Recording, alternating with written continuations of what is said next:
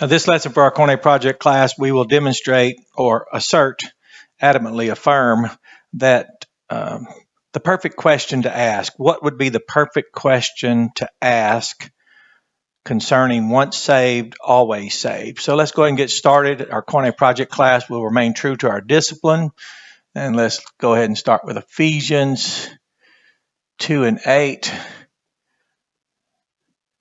This one's apparently well known by people because when I mentioned it once, someone said, that's the only verse you all have. So it was an us and they, a you and or it was an us and them situation. And I did not know that they were completely ignorant of the text. But that was years ago, and I've come to expect that most of us could always use some bridging of our knowledge gap. So there's a dear teacher at Landmark years and years, decades now ago, and when he was finished talking with me, I was convinced there was only one thing of which I was ignorant, and it was everything. So he was very gracious in reaching me, initiating a student-teacher relationship. So for by the grace,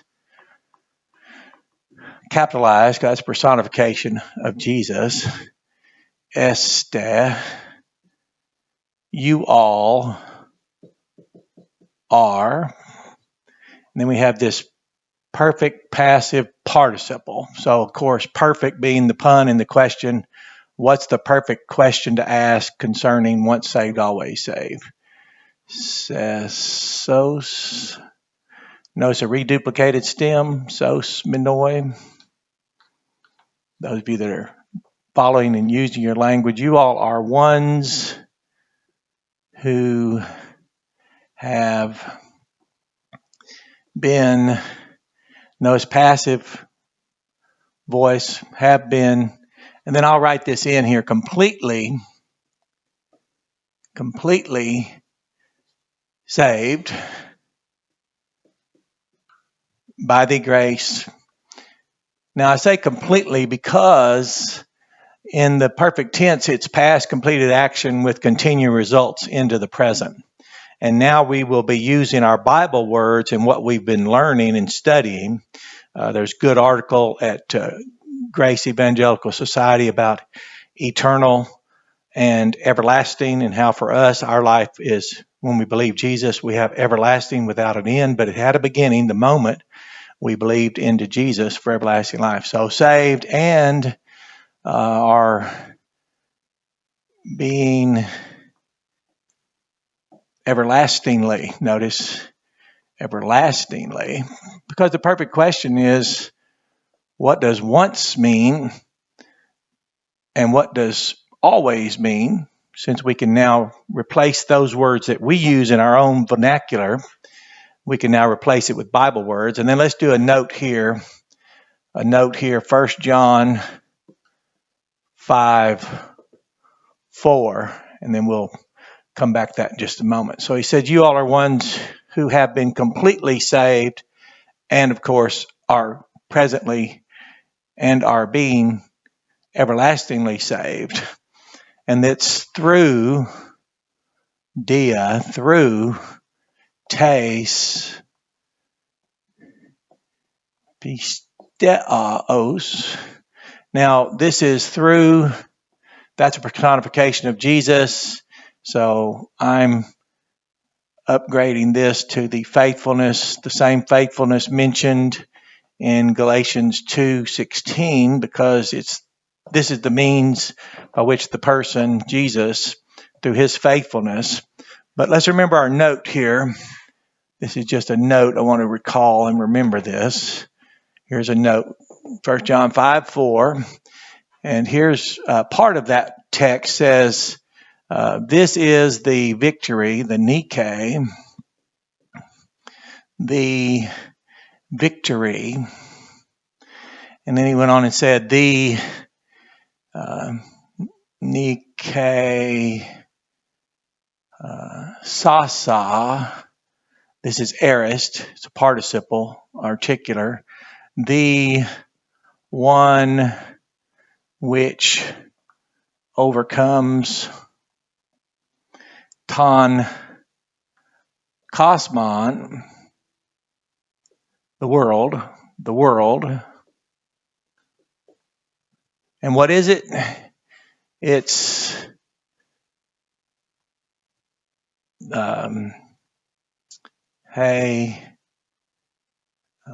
pistis, the persuasion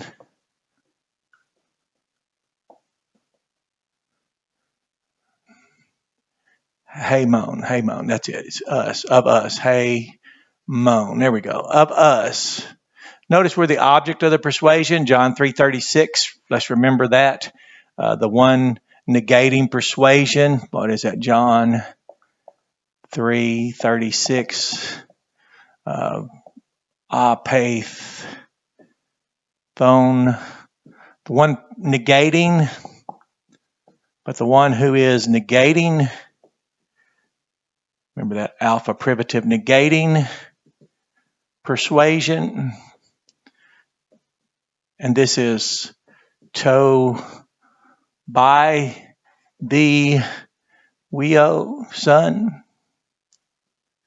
Notice how direct and personal that is. The Son himself, negating persuasion by the Son, will not see life, but rather the wrath of God is already abiding upon him. So now we notice the persuasion of us.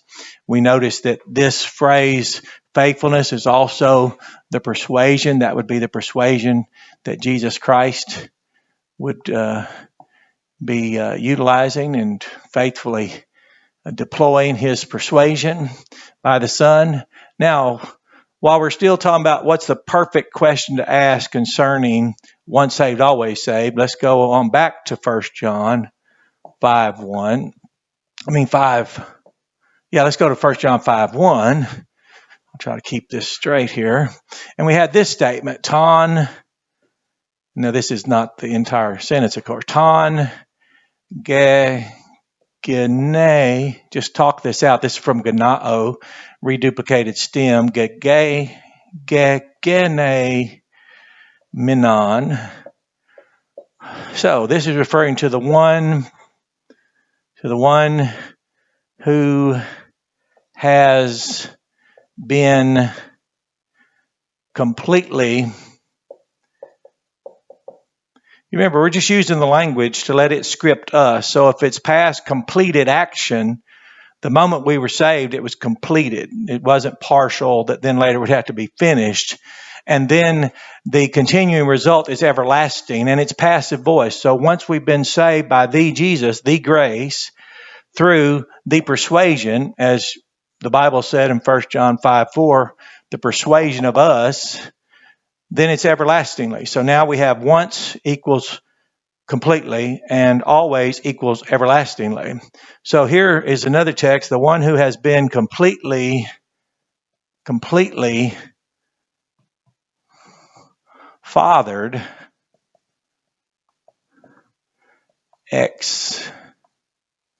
out from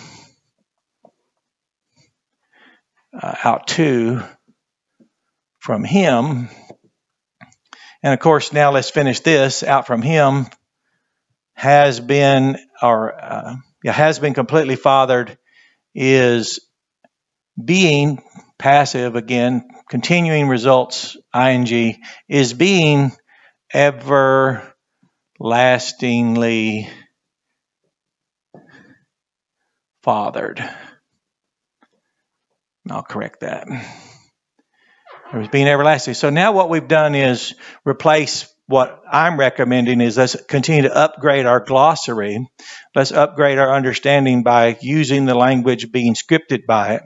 So now we can say that we have been completely saved and are presently being everlastingly saved by the Jesus through his faithfulness, through his persuasion of us. And that led us to believe him in that moment. You remember, I'll make this note. Galatians 2:16, Paul said, epistu samen, when he said, as ones who have noticed that no kind of man is being justified out from any kind of works of any kind of law, even we ourselves believed, point of action, believed, simple form of action, in a moment, not ongoing, into Christon. Now you can into Christ. Into Christ. And he said, nor that we might be justified out from Christ's faithfulness. So we have that established. We can now, as we want to posit outwardly our argument, if you will, or from the text, we can now improve our understanding of once saved, always saved by questioning it and ask the perfect question, which calls to mind the perfect tense. What's the implication? What is it about this being a personification of the Messiah mentioned several times in the first chapter? And what's the implication of this ongoing, since it's by Jesus, who is the Good Shepherd, and he in no way will lose any of the sheep, especially not sheep that the Father trusts him for their care. And then we remember 1 John 5:4 that the victory, the one which overcomes the world, is this persuasion of us. We're the object of the persuasion. We remember John 3:36, the one who's negating persuasion by the Son will not see life. We can notice in 1 John 5:1, the one who has been completely fathered, and that's out from him, speaking of God, is being everlastingly fathered. And then where can we go now? 1 John 5:1. Let's go back to 1 John 5:4, where we have this expression, and we'll just line these up. We have this word to instead of ton, and this is neuter, so the thing, and then we have this same form here. You notice that? That's helpful when you're doing your research there to find things that echo and reinforce, but when it's also similar, that's a good way to do your searches. So the thing which has been, now remember, we won't say once, we'll say completely, because it's past completed action, completely generated. There we go, generated. And this is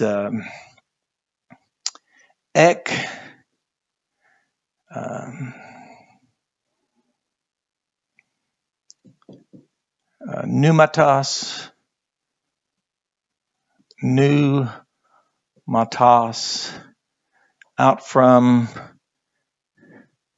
spirit is pneuma, estin, is spirit. Notice there's no article here, is spirit, lowercase, and out from, there we go. So is completely, which has been completely generated out from, and I'll capitalize here, spirit, is being, notice this, is being, remember the continuing, everlastingly, there we go, everlastingly generated. So we have now a great improvement, as we can show this in a moment, everlastingly generated. There we go. Everlasting generated. Because where do we get the audacity to say something is completed and that it is continuously ongoing everlastingly? Because when we say once, that means once it's done, it's completed once for all.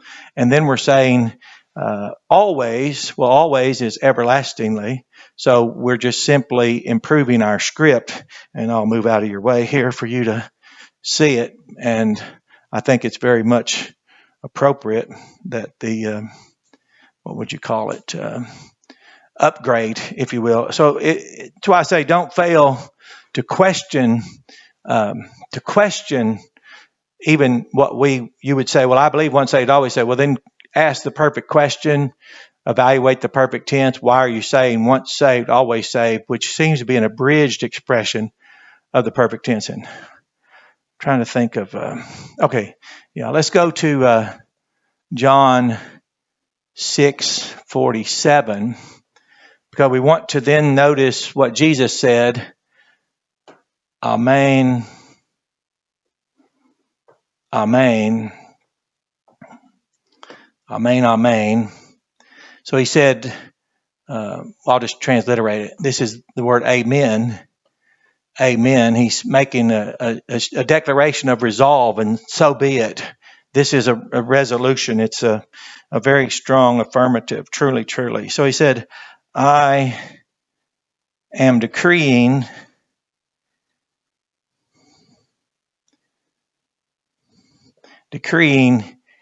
Heman, that's Yoda there, Heman, to you all.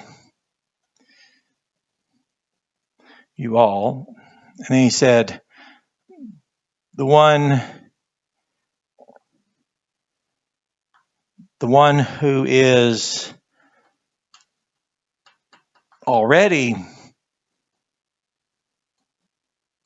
already believing, ace, into me, that's me, and that's into me, Eke, he said, is already having,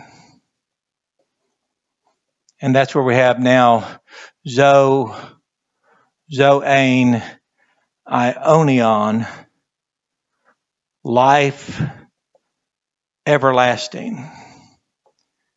Notice that. So if he says we're already having everlasting life, just a minute, sorry. I have to put this here. Taste, the Spirit. There we go. That's, the Spirit. Okay, so we'll work on correcting that in just a moment. But notice, Jesus says, the one who, he says, amen, amen, I am decreeing to you all, the one who is already believing. I need to clean up my board there. There we go.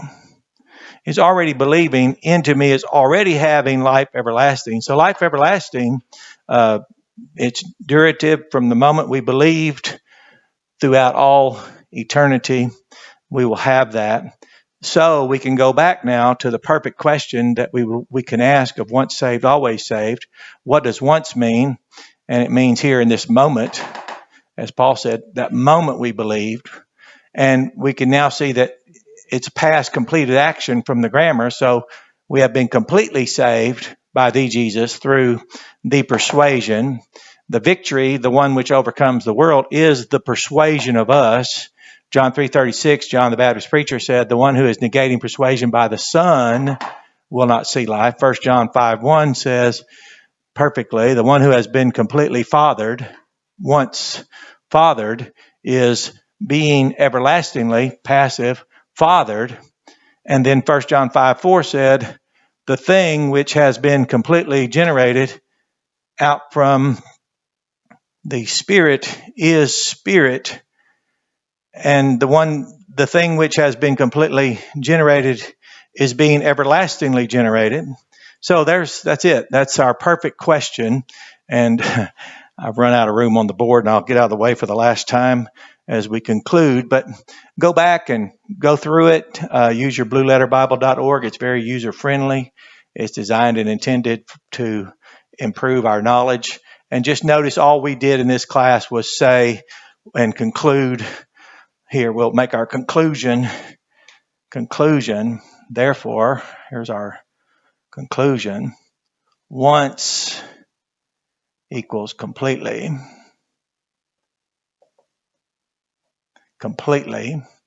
And always equals everlastingly. And again, I don't know, there are those, I suppose every one of the works-based gospels, the ones who mix grace and works, whatever you call all that, the performance-driven religions and things like that, will teach that we should achieve for ourselves what is only accomplished and by Christ through the persuasion, staying with that emphasis in this text, and the victory, which is we're the object of that persuasion in the victory there. The persuasion of us, that's objective case. You can look that up and confirm that. And John 3:36 says, who is the one negating persuasion by the Son will not see life. And now we can see we're completely fathered, completely generated. That's by the Spirit, completely fathered by God, the Father of Jesus. We are completely saved by Jesus, the Son of God. And we are everlastingly being saved through that faithfulness of Christ, Galatians 2:16, out from which faithfulness we're declared right. We also have this persuasion by Christ, which he's faithful to alone be the one to whom we would attribute that in salvation. And God the Father saves no one apart from his Son. So we have a good lesson here. It's not too much to say when we say, what's the perfect question concerning once saved, always saved? Well, we just made it so simple that that's what we want to do. It took a lot of work to get there, but where would we have a rationale for saying completely? And then where would we have a rationale for saying everlastingly? Well, we have it in the language itself and using the grammar of past completed action with an ongoing continuous result. Well, how ongoing is that? If we found the need to say always, that's just a shortened version of everlastingly. And Jesus said that since we're already believing, or everyone who's already believing is already having life everlasting. So have a blessed day and enjoy this lesson.